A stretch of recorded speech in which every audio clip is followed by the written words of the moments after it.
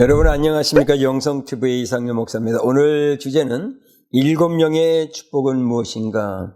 이사야 11장 2절에 보면 그의 여호와 영, 곧 지혜와 총명의 영, 모략과 재능의 영이요 지식과 여호와를 경외하는 영이 강림하시리라고 하였습니다.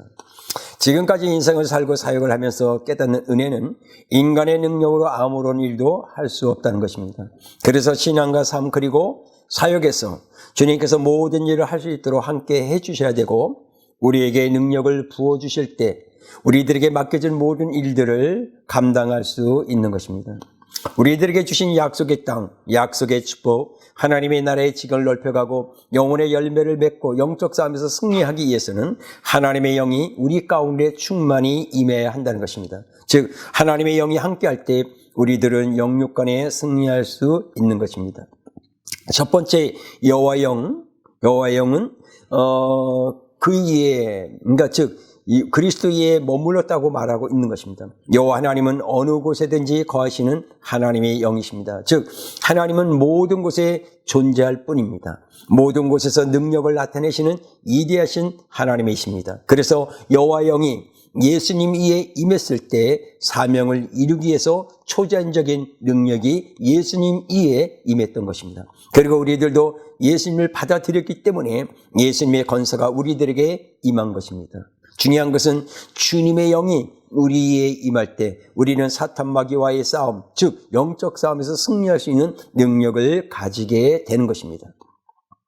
사무엘상 16장 13절에 사무엘이 기름 물병을 가져다가 그의 형제 중에서 그에게 부었더니 이날 이후로 다윗이 여호와의 영에게 크게 감동되니라. 사무엘이 떠나서 라마로 가니라고 하였습니다.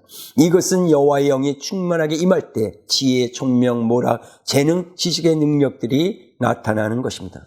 두 번째로 지혜의 영이 있습니다. 우리들은 신앙과 사역 그리고 삶 속에서 하나님의 지혜에 의존하면서 살아가야 할 것입니다.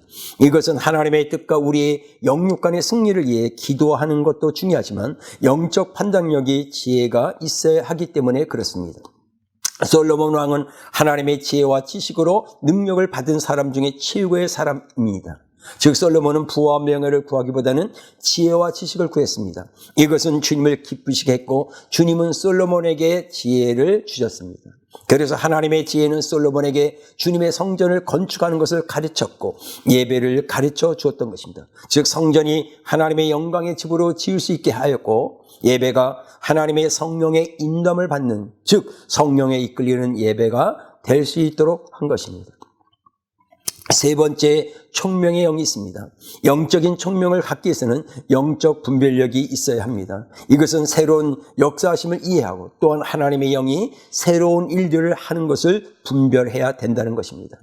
일들이 지성만 가지고 판단하게 되면 하나님께서 말씀하시고 행하시는 영적인 하나님의 역사를 이해하지 못할 수 있다는 것입니다. 즉 우리의 자연적인 눈이나 우리의 사고로 판단할 수 없다는 것입니다. 중요한 것은 총명의 영이 우리 가운데 임할 때 영적으로 분별할 수 있고 신앙과 사역에서 그리고 인생의 삶에서 실수하지 않게 되는 것입니다. 네 번째로 모략의 영이 있습니다.